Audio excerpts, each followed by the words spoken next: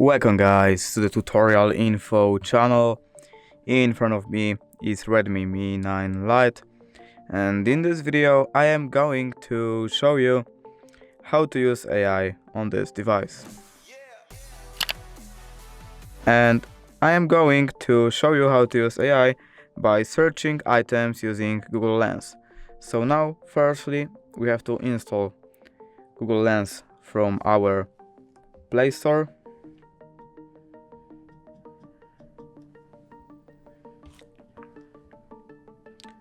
As you can see, we have to just update it. Now we can open the app.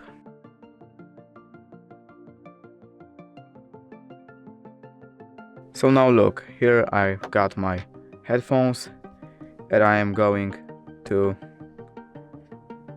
find them just by clicking on it. And as you can see, it found them that these are AirPods Pro.